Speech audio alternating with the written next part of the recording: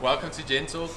We are concluding this series with the last episode, and I once again have with me Eugene Matua from Team Building SA. That's correct. And Werner Janssen van Rensburg from Metamorpho.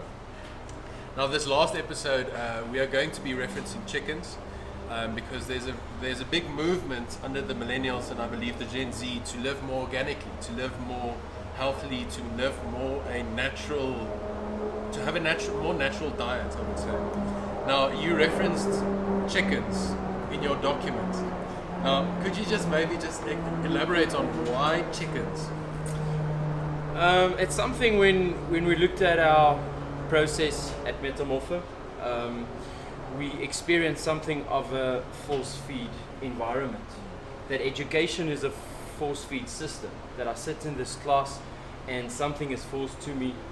With the understanding that I will respect the teacher or the elder that's standing in front of me, or the person standing in front of me teaching me, as a generation that is again bombarded with information. It's not just the person in front of us that we learn from, but we open up our devices and we learn from the world.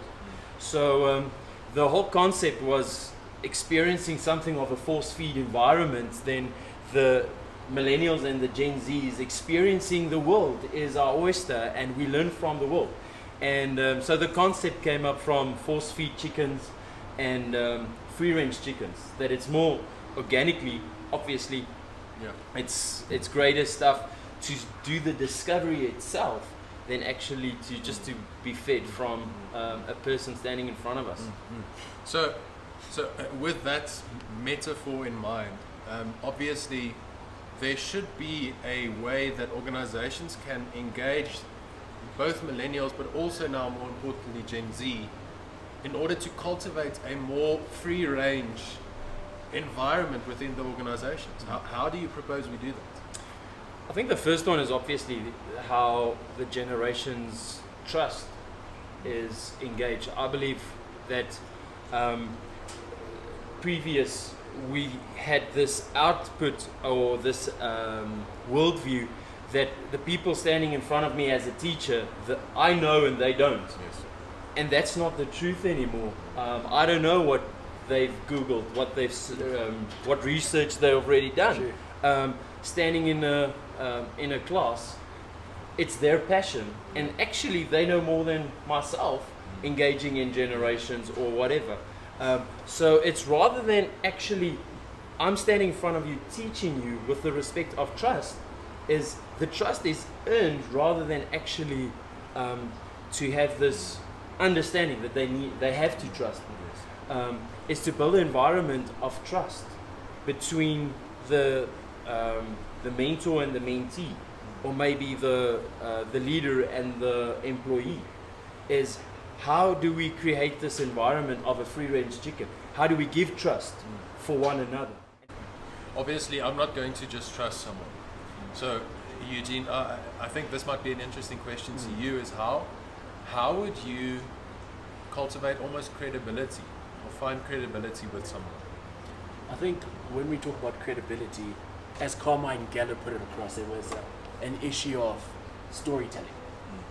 The art of storytelling and the art of being able to communicate in an authentic way. Yes. Now, by this I mean, I cannot take your story and pitch it as my story. Okay. In an era of mass information, we relate to these different platforms in terms of the social media, in terms of you, the employer, communicating to your employee.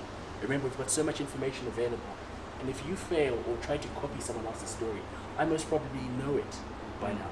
But if you tell me your story, your real story, what's happening, something I can relate to, that's how we close the gap. We have far too many people who still believe stories of old can be told now and still be relevant. Doesn't happen. Not happening at all.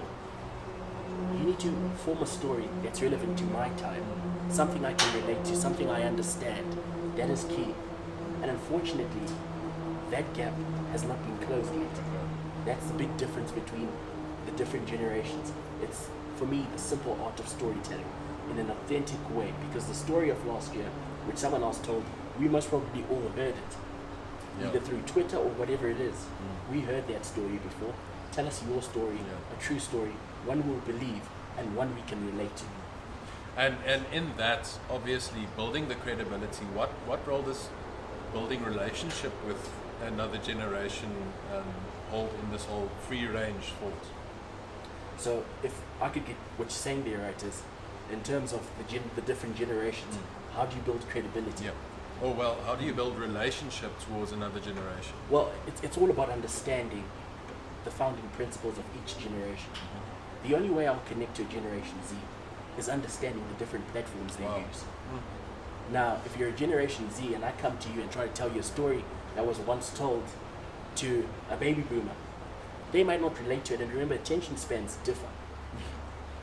Millennial, I can tolerate one or two things, and as much as things are coming from different directions, I can say, oh, okay, let me filter this, let me filter that. Generation Z is completely different. There's mass information coming, so as soon as something comes, if it doesn't catch my interest, sorry, I don't have the time Let's of go. day. Whereas the baby boomers, they would still listen. Refer to our grandparents. You can tell a boring story. They will still listen to whatever you have to say. Yes. So in terms of connecting with each generation, you need to understand the principles of each generation. What they value, what they don't. How they communicate, how they don't. Generation Z, social media, that's big. Millennials, we understand both, you know, the platforms in terms of social media and the art of storytelling in a genuine way, a one-on-one way. And the baby boomers, different ballgame completely. Yeah. So we obviously need to tie all of these things together. So Vanna, I think if I could ask you, how would you bind all these values together for an organizational leader or someone who might be listening or watching this and asking the question, why is this important? Yeah, I think in the free range chickens, there's two things that I believe is fundamental in organizations that the generation will follow. That the environments will be a good environment for generations to learn, to train, to work. And the one thing is values. Is millennials is value based. So everything is purpose. So this company stands for. You see nowadays how Nike position himself, the different ads they use, how Adidas did the campaign of calling all creators was the one campaign. And there's a massive demand on companies that stand for something. Value based, because it's millennials that's taking having grip on the organization and puts down strong values. We'll see in the next 10 years how purpose is crucial for Generation Z. That what is the outcome? What do we want to accomplish as an organization in this world? And maybe it's not just one or two, maybe it's going to be like a corporation. Starting with me, and I've got the skill, mastering my skill in different environments, that how a watch company will create a car, but it's with the same technology.